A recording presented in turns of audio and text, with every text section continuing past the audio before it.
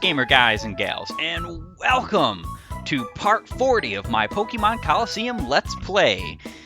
Today, we're going to be tying up some loose ends, because we still actually have 3 Shadow Pokemon that I failed to catch in the story that have to be caught in order for me to move on. Which is actually kind of unfortunate, because I'm very close to the end. In fact, I had a secondary save of this game, and that save was taken right after Evice, right after I defeated Evice, exactly. And the reason why I had that save was because I was worried about potentially breaking or destroying movesets or team members, particularly in the post-game. With my post-game team, I wanted their movesets to be pretty much perfect because I had already had this issue with basically ruining Altaria early in the run. Altaria was pretty much pointless. Had no Dragon Stab, only had Fly, and that wasn't exactly great. So I was pretty prudent about that, and I'm glad I did it. So I went back, redid everything from Evice forward. We are right back to where we were at the Deep King, except for the fact that my team is quite a bit more powerful and has a different moveset. So, for instance, my Tyranitar has Rock Slide, Crunch, Thunderbolt, and Earthquake, and this Earthquake is the very same Earthquake he would have learned at level 61, because for some unknown reason, I did not decide to look up Tyranitar or any of the movesets of any of my post-game team just to make sure that they could actually learn what they need to learn without me having to teach it to them. So this Earthquake is not the TM for Earthquake, thank goodness, which means Tyranitar has his learned Earthquake and the other Earthquake was used elsewhere, which is fantastic. I decided also to replace Thunder with Thunderbolt because of multiple reasons. First and foremost, having Thunder on a Pokemon that will not use Rain Dance or will not be a part of Rain Dance strategies is totally pointless. Why would I ever do that anyway? Because Tyranitar has one of the best abilities in the game, Sandstream. In fact, the only abilities that are technically better are Drought and Drizzle in this generation. And being honest, Drought and Drizzle can sometimes be beaten by Sandstream depending on your strategy. So it just depends. But he's got his finalized moveset. Now, when it comes to Skarmory, I'm still unsure about whether or not I want Double Team. I had Screech on Skarmory for a little while to basically buff up the power of Tyranitar's special moves, Crunch and Thunderbolt. However, it's not really that great anyway, because the reality is it's only got 85 hit. It's not anything that helps Skarmory at all. If it was Screech, it'd be a totally different story. I would have kept Screech on Skarmory, no questions asked. But Metal Sound doesn't help Skarmory because Skarmory is not a special attacker. It helps my secondary teammate, the ones that are special attackers. So I decided to give Skarmory Double Team so that I can do the very, I would say, infuriating Toxic plus Double Team kind of strategy and just stall people out. As a win condition, just in case. Will I ever use it? Probably not. I was actually super duper hoping for Skarmory to have Spikes, or to be able to learn Spikes, because I wanted Spikes and Roar on Skarmory. However, something that is very unfortunate in Pokemon Colosseum, Skarmory does not start with Spikes. The only Spiker that you can get in this game, I believe, is Quillfish and Fortress. Now, Fortress I know for sure, but Quillfish I'm not so sure about. And I wouldn't use Quillfish anyway without Intimidate, so that's pointless regardless. So this might end up being Skarmory's finalized moveset. Don't know yet. But, I mean, the attacks are great. Toxic is always useful, especially since we don't have access to Spikes. So, yeah, you take what you can, and you move on with it, right? And then we've got Suicune. Now, if you're following my playthrough, or playing along with me, or wanting to do my strategy with the Master Balls, which is hilarious, by the way. I know that there's probably, if I had tons of viewers I probably would have a lot of people in the comments either hating on or saying, I'm unsubscribing because you used a glitch in your run. Uh, I understand that because I used to be of the mind that cheating in games was just horrendously bad, and I agree. It's why I pretty much kept it to basically post-game and didn't really use it in the game except for the very, very final area and basically the last few Pokemon in the very final area. But that's only because Tyranitar and Skarmory particularly were going to be on my team. So I had to use it then. I didn't necessarily have to use it on the other ones, but I just decided I wanted to get fast and through it. However, if you want Suicune with a better water move, preferably Surf, you want to catch Suicune the moment you fight Venus the very first time, because for some reason, don't ask me why, Suicune, I think actually all 3 of the legendary beasts do this. If you catch them in their immediate moment that you can get them with Surf, Flamethrower, Thunderbolt. If you catch them later on, you get Hydro Pump, Fire Blast, and Thunder. Being real, the only one of those 3 moves that I actually like is Thunder. Fire Blast is okay, but Thunder is better because Thunder can bypass accuracy with Rain Dance. So I decided to teach Suicune Mirror Coat. Let him learn it. Let her learn it. And Ice Beam for sure. Keeping Rain Dance for sure. I wish I could learn Surf on this Suicune, but it's not possible in Pokemon Colosseum without trading outside and getting Surf into the game, or not really into the game, but getting Suicune into a game that has the ability to give Suicune Surf HM. So that's whatever, I'm just gonna have to live with Hydro Pump and move on with my life. I really don't remember. It's either level 71 or 81 when the legendary beasts learn Calm Mind. I actually want all my Pokemon to be low 70s, maybe 71, 72, somewhere around there, before I take on the Colosseum challenge in the battle mode. So I'm probably going to be doing a little bit more grinding, however that's going to be completely off screen, because 10 levels on all these Pokemon is going to take too much time. And I have no patience to watch it. Pretty sure you guys would have no patience to watch it. So we're moving on from that. Mirror Coat's a cool move for Suicune because Suicune is very physically and specially defensive. Now, of course, Mirror Coat only affects special attacks, but still, you get the point. And then we got Raikou here, who has Thunder, Crunch, Quick Attack, and Reflect. If you're noticing a theme here, Skarmory is supposed to come out with Tyranitar. Suicune and Raikou are supposed to come out together. And what Suicune and Raikou do, if I'm going to start off with them on my team instead of Skarmory and Tyranitar, is I throw up a Reflect and a Rain Dance immediately, and then I spam Thunder Hydro Pump. Pretty much it. That's their strategy. That's the reason why I have them. So this is the reason. If you heard me earlier and you were like, well, why in the world are you using multiple different forms of weather? This is the reason why. It's so I can combat pretty much any situation that is thrown my way. Raikou has Crunch because that's pretty much his best special attack he can possibly learn besides Thunder or another electric move, and I don't want him having dual electric moves. I think that's pointless. And Quick Attack just for the fun of it, I guess. Having a priority move is not necessarily a bad idea. There's not much that outspeeds Raikou, but still, there's not really much else that Raikou could learn except for Rain Dance or stuff like that, and that's pointless in my opinion. And then we got Entei, Flamethrower, Sunny Day, Solar Beam, and Stomp. So now, interestingly enough, before I talk about Entei's moveset, we have Flygon, Earthquake, Dragon Breath, Flamethrower, and Screech. So, Flygon and Entei are supposed to come out together. Entei throws out Sunny Day.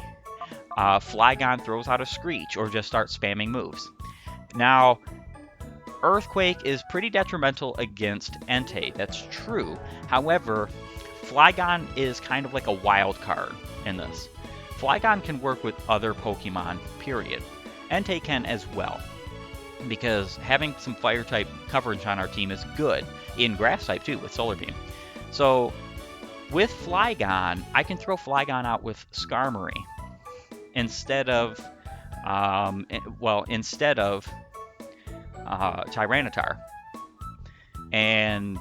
Or I could throw Flygon out with Tyranitar and then like throw Screech or Flamethrower or Dragon Breath or so on and so forth. So Skarmory's kind of a wild card, or Flygon is kind of a wild card in this. But basically, you can kind of see my strategy here. Throw out Entei and Flygon, throw out Sunny Day, throw out Flamethrowers on both Pokemon. It'll basically be like Flygon's getting a stab from it. And, you know, you just kind of spam.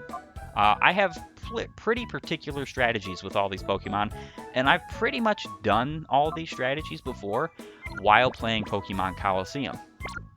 So, without further ado, I know that was quite a long intro and quite a long discussion about my Pokemon. We're going to go ahead and start finishing up what we have to do in order to get all the remaining Shadow Pokemon. We have 3 left that we can get before we can move on to the post game, and then 1 after that. After we get the next 4, so that's 48, because we only have 44 right now, we're done. We're literally done with the post game. I have decided that because I've done pretty much all the Colosseums, all the Colosseum challenges, so I can get TMs and stuff like that, off screen, I'm probably not going to finish Mount Battle in the story mode. And the reason why is because we're so close to being done anyway, and it doesn't really yield much. I might do it still, just for clarity's sake, so that you can see like the last 2 area leaders. I wouldn't really be doing it for anything else, because I wouldn't be showing you every single battle. It's just not, it's honestly not useful, if I'm being real. Especially because I will have to go through Mount Battle in the battle mode in order to get the final reward of this game. You have to have all 48 Shadow Pokemon, all of them purified, and then beat Mount Battle in battle mode with a team of your own that you made from Pokemon Colosseum, nowhere else, in order to get the final reward. Most people know what it is, but I'm going to keep it a secret or surprise until we actually get it. Alright, so our first destination is going to take us to, well, Fennec City. That is the reason why I decided to start here, is because we have to come here and beat some interlopers who are currently invading the city. Now, when I say invading, I don't actually mean like army invade, but there are 2 folks here that don't necessarily belong, and they happen to be in the mayor's house. Look at this. It's Folly and Trudley. Wah! You! How did you know that we were here? Gwa! You persistent pest! That's it, we're gonna kick you out of here by force. Mere B Peon Folly would like to battle. And he sends out a Cloud and Ludicolo, taking after his big old boss, Mirror B. Now, though I say that Raikou and Suicune are supposed to come out together, and Entei and Flygon are supposed to come out together, my favorite Pokemon on this team are Skarmory and Tyranitar, by a long shot. So that's the reason why you've seen them more. Some people might say, well, you know, why can't we see, you know, the other ones more? We're going to see them. Don't worry. We're going to see them. There's going to be times when we're going to have to see them. But for the most part, the reality is just that Tyranitar is one of my favorite Pokemon of all time. The other Pokemon in my party don't even compare.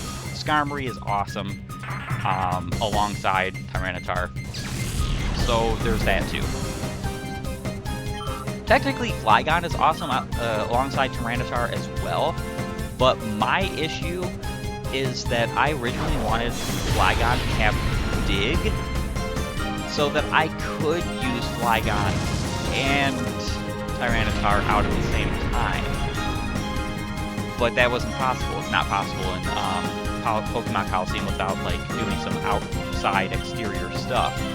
So what I just decided to do was give Flygon Earthquake, and yes, that also stinks when I do send him out with Entei, because I obviously can't use a stab earthquake while Entei's on the field.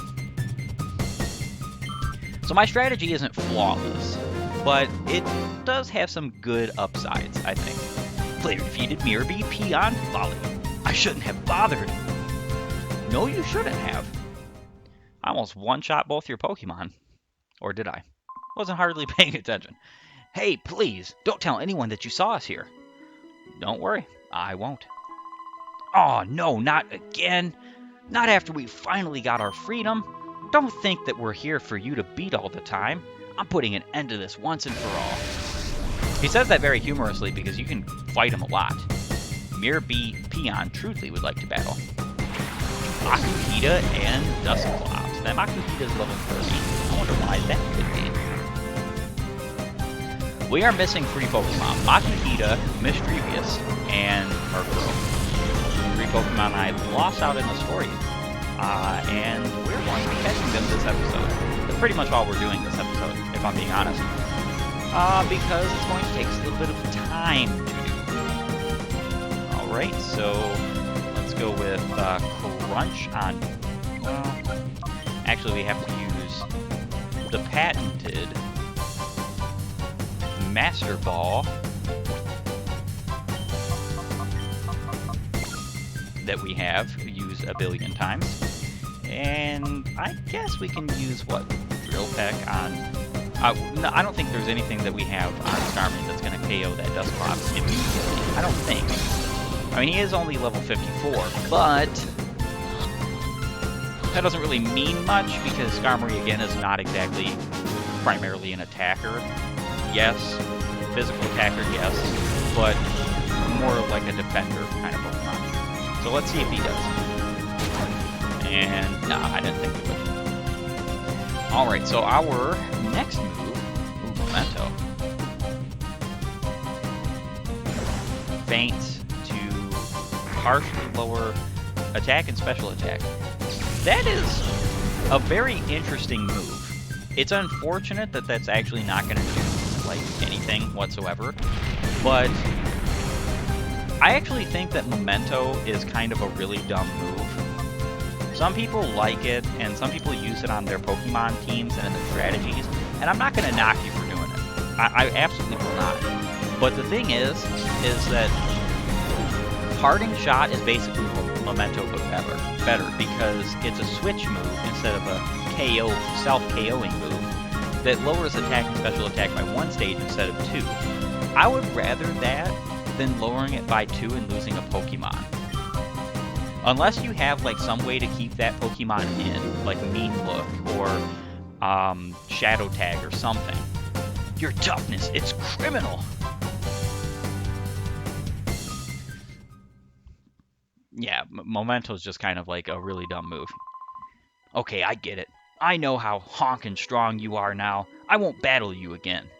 He says that, but actually I believe you can battle these guys infinitely as long as you reset the game by beating Evice. Now, don't know that for a fact, and I don't plan on fighting them multiple times because it's kind of pointless. I don't think their Pokemon ever level up from where they're at. So our next stop is actually going to be in Pyrite. See you there. Alright, we are back in Pyrite Town. Dual Square, which happens to be a circle, by the way.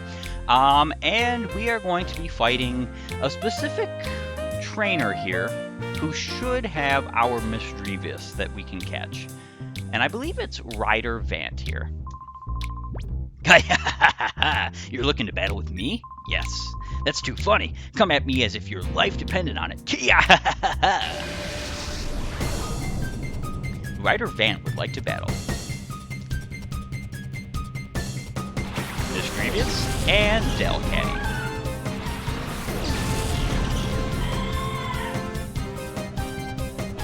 Go Tyranitar and Skarmory.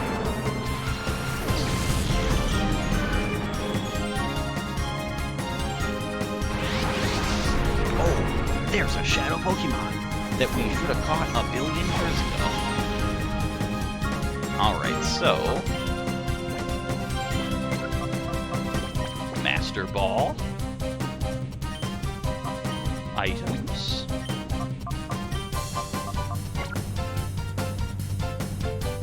And then we will go ahead and let's use Steel Wing. We haven't used that in a while. Watch it backfire on this.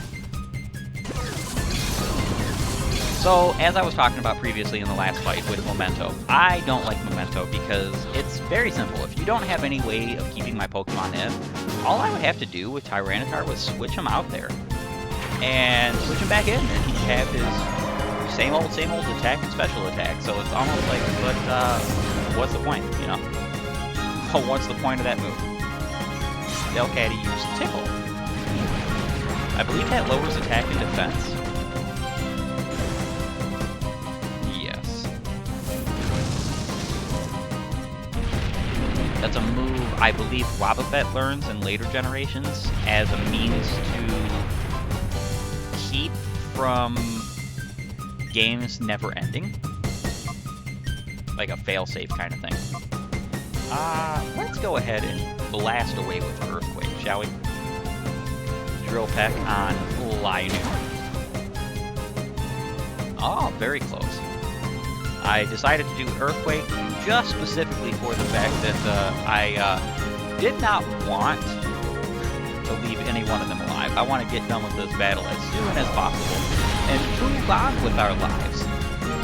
Catching that Shadow Murkrow in the Shadow Pokemon Lab, I'm pretty sure that's exactly where we have to go. Hopefully we find the Murkrow as soon as possible, because the fact of the matter is that we don't have very much left to go. I'm very excited. This game is probably only going to be a few more parts max. Player defeated, Rider banned. Oh.